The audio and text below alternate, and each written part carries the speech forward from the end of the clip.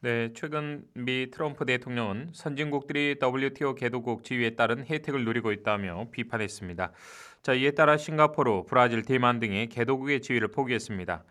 자, 우리 정부도 이 개발도상국 지위를 사실상 포기하기로 결정했는데요. 다만 미래 WTO 협상이 전개되는 경우에 우리 농업의 민감 분야는 최대한 보호할 수 있도록 유연성을 협상할 권리를 보유한다는 전제하에 방침을 정했습니다.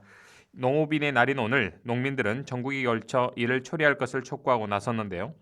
오늘 이슈판에서는 국회 농림축산식품해양수산위원장을 맡고 있는 민주평화당의 황주홍 의원을 연결해 관련 이야기 나눠보도록 하겠습니다. 의원님 안녕하십니까? 네, 안녕하세요. 자, 오늘이 11월 11일 농업인의 날입니다. 먼저 우리 네, 지역민들에게 인사해 주시면 고맙겠습니다. 네, 여러분 반갑습니다. 우리 농업의 위상, 또 농업인들의 소득이 증대되어야 하는데 날만 농업인의 날이지 실제로 그렇지를 못합니다. 예, 대한민국이 수입된 이래로 내년 예산이 처음으로 전체 국가 예산의 3%도 못 미치는 2.9%만 농업 예산으로 편성이 돼 있을 정도로 농업이 철저히 소외되고 천대받고 있습니다. 농업 인구를 우리가 300만으로 잡고 있는데 대한민국의 생산 가능 인구가 4,500만 명이 좀 안 됩니다. 그러니까 인구비로만 그대로 하더라도 사실은 국가 예산의 한 7% 정도는 돼야 맞는 겁니다. 네, 그런데 2.9%라는 거는 이건 말도 안 되는 거거든요. 참고로 이제 그 법정이 기념일로 농업의 날이 오늘인 거 11월 11일이잖아요. 그렇습니다. 그거는 이제 농업은 흙에서 시작하잖아요. 근데 흙이 한자로 흙토 토자잖아요. 예, 근데 토자를 이 뜯어서 보면 한자로 10이라고 똑같습니다. 그러니까 그렇군요. 한자로 예, 열십자하고 밑에다가 일자를 붙이면 10일이 되잖아요. 네네. 근데 그게 흑토입니다. 그래서 10일, 10일, 그러니까 토월, 토일 의미로 네네. 11월 10일로 했는데 참, 365일 중에서 하루만 농업인의 날이고 예. 나머지는 농업인의 날이 아닌 철저히 소외받는 그런 것이 현재의 모습입니다. 참 노공업인의 날이더라도 정말 좋은 소식이 들려야 되는데요. 제가 앞서 말씀드렸지만 WTO 협상 그렇게 지위, 개도국의 지위를 포기하겠다 뭐 사실상 이런 결정을 하면서 이를 처리하라라는 또 우리 농업인들의 목소리 오늘따라 유난히 크게 지금 나오고 있는데 전국적으로 오늘 참 말이에요. 예예.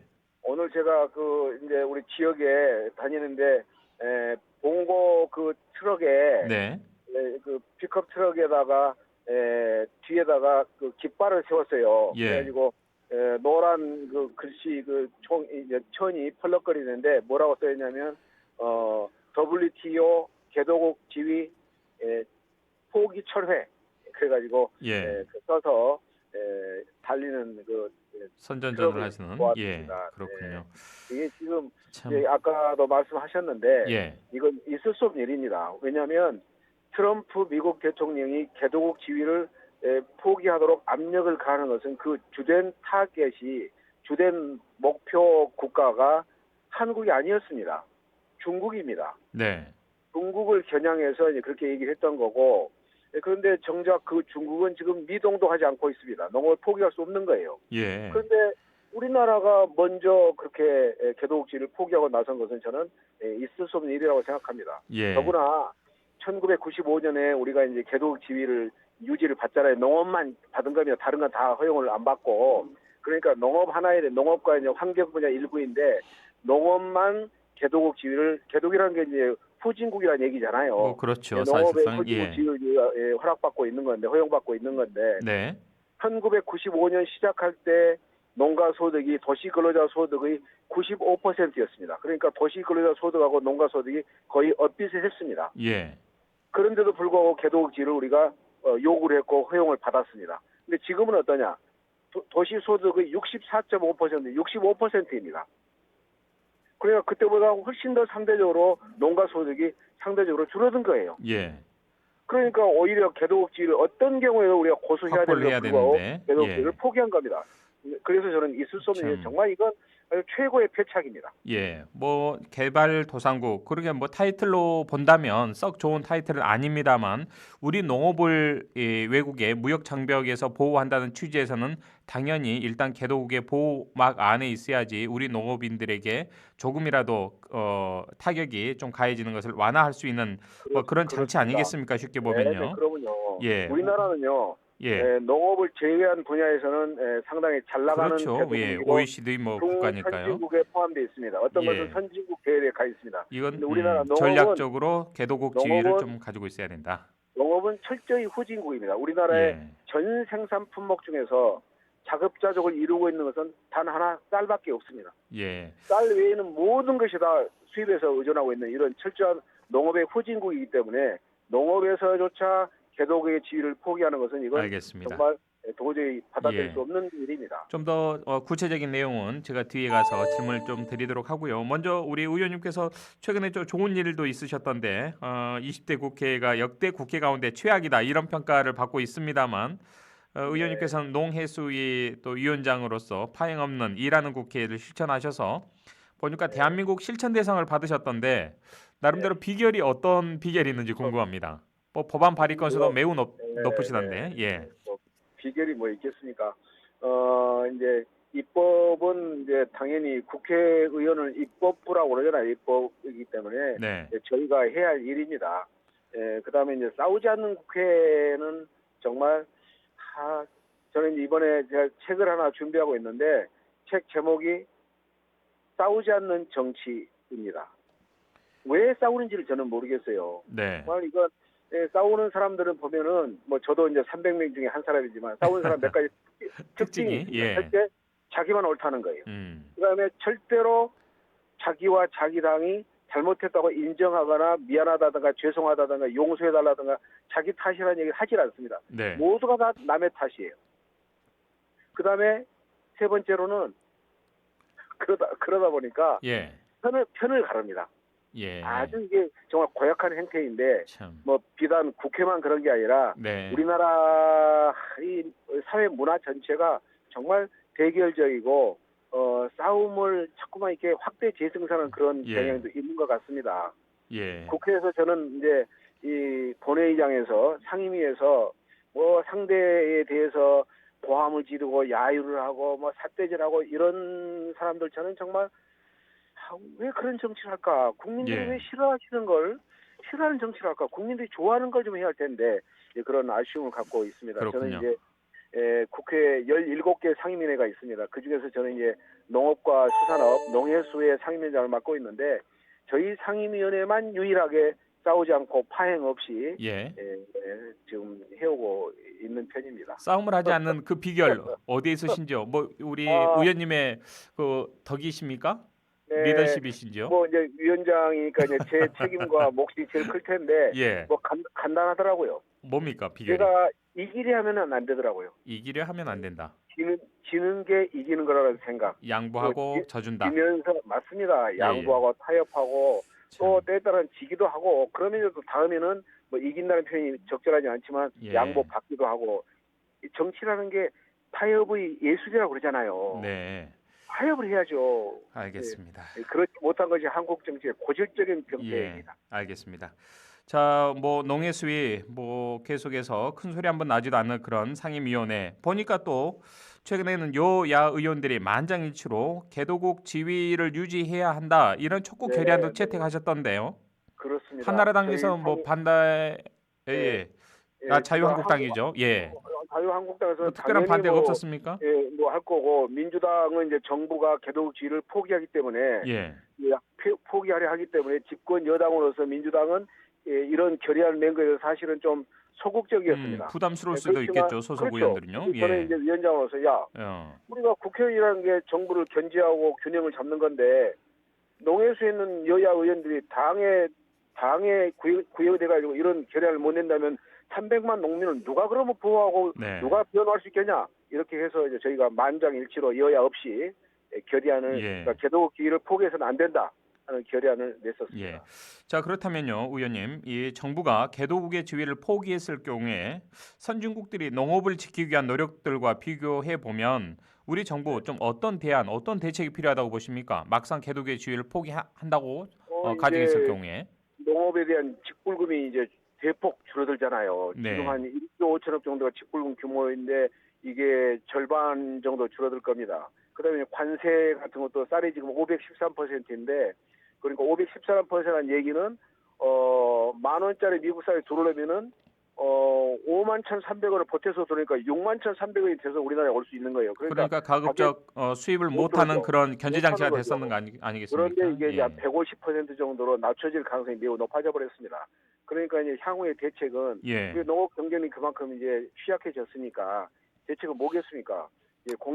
직불제 규모를 대폭 늘려야 됩니다. 네. 지금요 직불비는 뭐냐면 농가에다가 직접적으로 지원하는 이제 정부 예산 또 지자체 예산, 공익 예산, 공공 예산 아니겠어요? 일부 보존해 주는 거 근데 아니겠습니까? 쉽게 네, 말하면요. 네. 예. 그런데 이게요, 우리나라는 직불금 비중이 17%입니다. 20%가 안 됩니다. 네. 유럽연합 EU 같은 경우는 73%입니다. 미국은 40%입니다. 일본도 30%가 넘습니다. 그러니까 우리나라가 농업의 후진국의 개도국임에도 불구하고 얼마나 국가 예산적으로 농업에 대해서 등한하고 예. 외면시키고 있는가를 볼 수 있는 거거든요. 예. 그러니까 이제는 개도국지를 포기했으니까 예. 이제는 정부가 사후 약방문이긴 하지만 예산적으로 대폭 늘려야 합니다. 그런데 이번에 정부 예산이 지금 우리가 국회에서 예산 심의하고 있잖아요. 네. 그런데 뭐 한 2조 원 정도밖에를 정부 예산에 예. 담아오질 않았습니다.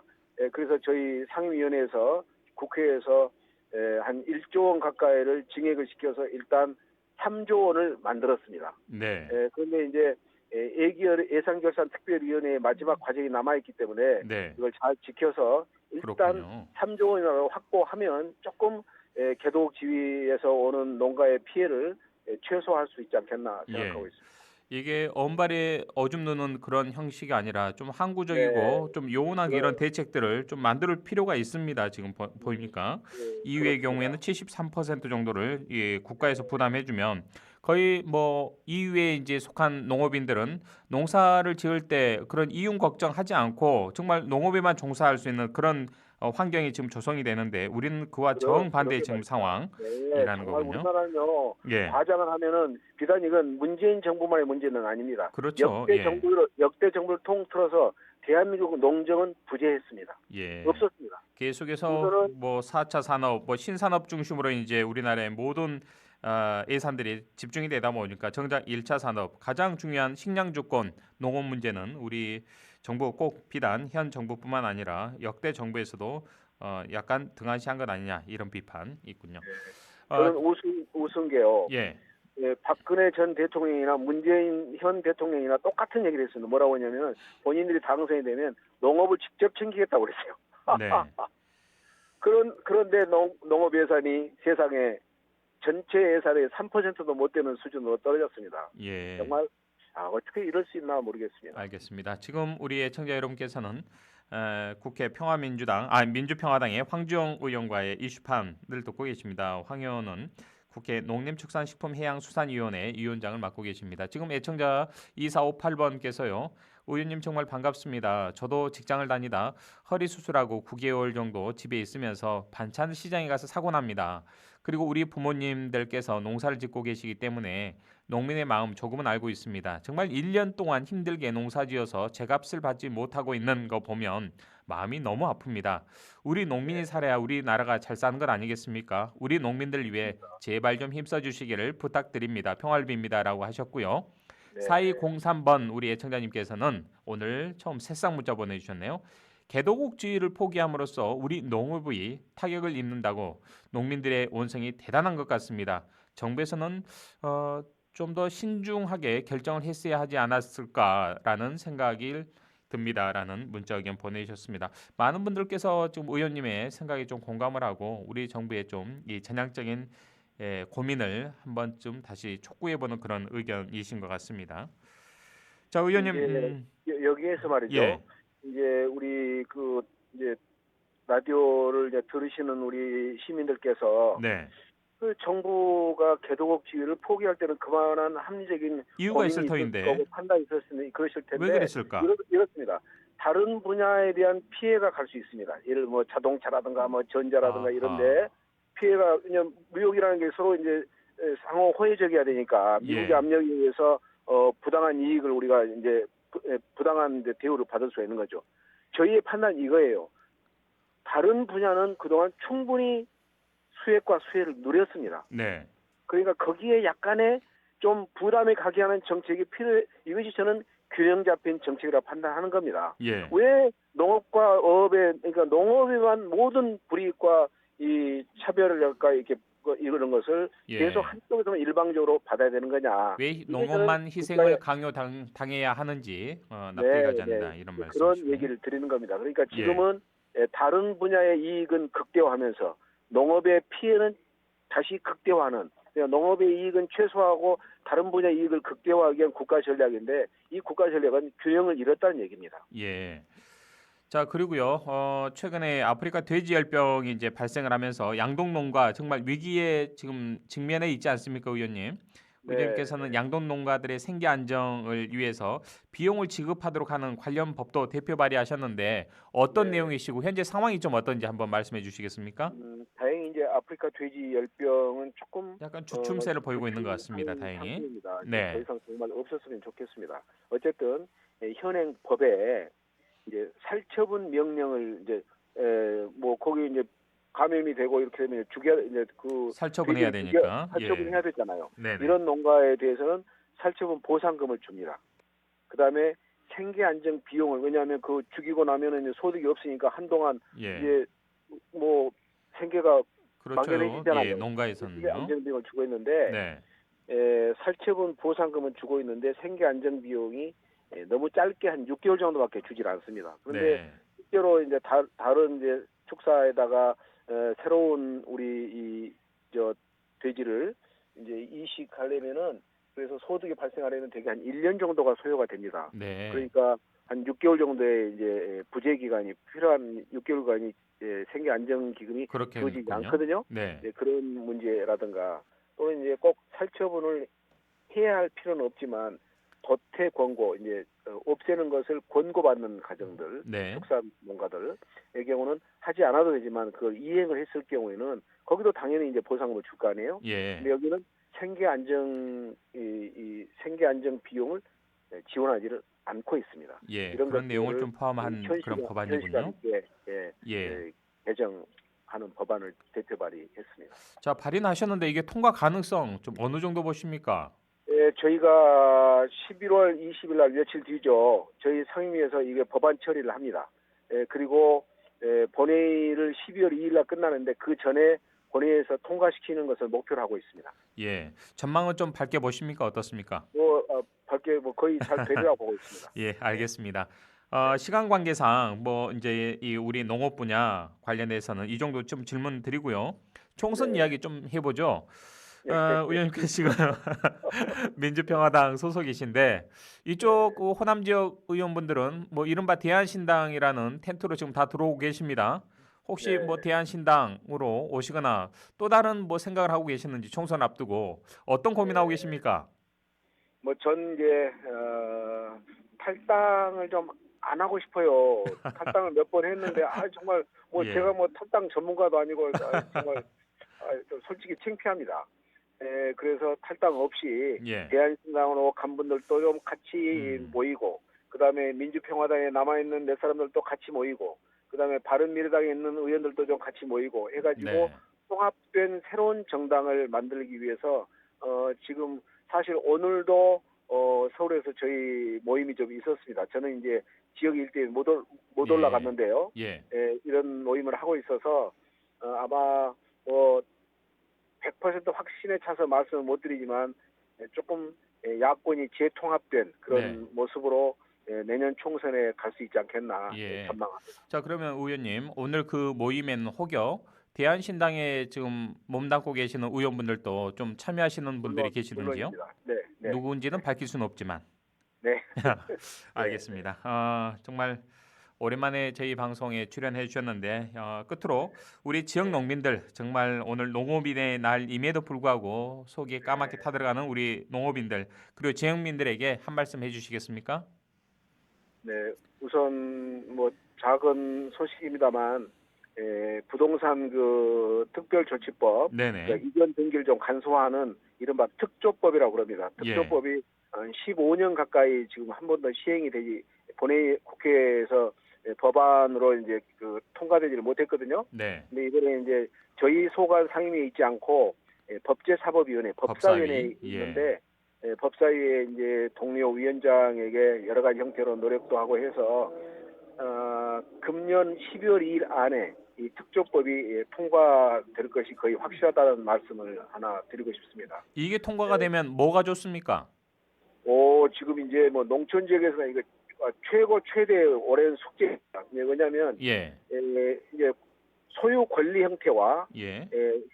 이전 등기상의 불일치가 많습니다. 땅은 내 건데 제가 등록이 안 되니까 아하. 문중 땅으로 돼 있는데 문중의 종중 어르신이 예. 돌아가셨다. 그러면 이제 없으니까 이게 처분을 못 하는 거예요. 예. 재산권 행사를 못 하는 이런 일이 뭐 부지기수로 많습니다. 시골은 좀 그런 경우들이 꽤 있겠군요. 우리. 도시에는 거의 다 끝났습니다. 예. 그러다 보니까 이제 법사위원회가 도시국회의원들이 그 많아요. 법이군요. 예. 네, 그러니까 도시국회의원들은 뭐 이제 개인들이 재판을 통해서 해결하면 되지. 이거 예. 일괄적으로 법치 예외를 두는 것에 대해서는 부정적이었습니다. 그렇군요. 그래서 이제 설득하고 대화해서 예. 다행히 법사위에서 하겠다고 이렇게 약속을 했습니다. 예.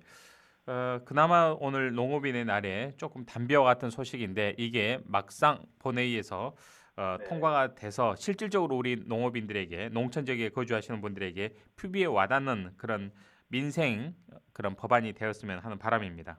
네, 그렇게 노력하겠습니다. 그밖에 우리 지역민들께 간단하게 30초 정도 드리겠습니다. 하신 말씀 하시죠.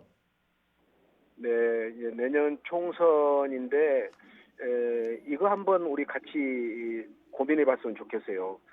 싸우는 국회에 대해서 신문을 내야 하시잖아요. 네. 근데 국회가 왜 싸울까 한번 같이 생각해 보셨으면 좋겠어요. 그거는 우리들이 선거 때 국회에다가 싸움꾼들을 내보냈기 때문입니다. 싸움꾼들을 보내면 국회는 싸움판이 됩니다. 그런데 의원님 선거 과정에서는 네. 누가 싸움꾼이들을 어떻게 우리가 식별을 할 수가 없습니다. 다 순한 양의 모습을 하고 있기 때문에 네. 그건 어떻게 합니까? 저희 유권자들도요 이게 참. 기준이 우선 예, 아까 다 순한 양 열심히 하겠다고 90도로 인사한데. 실제로는 그러니까 이제 열심과 게으름의 문제가 아니라 예. 이 사람이 그동안 살아온 과거를 그렇게 볼 때 예. 자기만 옳다고 그렇게 주장해온 사람인가? 참 또 어렵습니다. 하나는 예. 참 어렵긴 어렵지만 그 다음에는 어떤 일이 있을 때 자기가 미안하다, 죄송하다, 뭐 사과한다, 용서해달라 이런 얘기를 기꺼이 할 수 있는 그런 사람인가? 예. 그 다음에 늘 진영적으로 편가르기만을 해온 사람인가? 그리고 현역 국회의원들이라면 반드시 본회의장에서 상임위에서 동료 상대방을 향해서 욕설을 하고 반말을 하고 야유를 하고 함성을 지르고 그 다음에 더 나가서 막말 몸싸움을 하고 이런 일을 한 번이라도 한 사람이 있다면 저는 그 사람은 싸움꾼입니다. 네. 그런 사람들이 들어가면 국회는 무조건 싸움판이 됩니다. 난장판이 됩니다. 네. 그러니까 난장판이 되고 싸움판이 되기를 원하지 않으시고 예. 그러니까 국회가 일하는 그런 민생의 일터가 되기를 바라신다면 그 기준으로 이번에는 싸움꾼이 아닌 일꾼들을 선별해서 네. 고르셔야 되고 그것이 바로 4월 15일이다. 알겠습니다. 저는 4월 15일은 제3의 대한민국의 건국일이라고 저는 생각합니다. 네, 알겠습니다. 그를 네. 식별하는 우리 이웃권자들의 네. 기억하고 식별하는 능력 좀 길렀으면 좋겠습니다. 의원님께서는 그 대상자에 포함은 되지 않으시죠? 뭐 제가 어떻게 스스로 말하겠습니까? 이제 예, 평가는 뭐. 이제 주민들이 하시는 거죠. 알겠습니다. 오늘 네. 말씀 이 정도로 하죠. 오늘 네, 출연 네. 고맙습니다, 의원님. 네, 감사합니다. 네, 지금까지 국회 농림축산식품해양수산위원장을 맡고 있는 민주평화당의 황주홍 의원과 이야기 나눴습니다.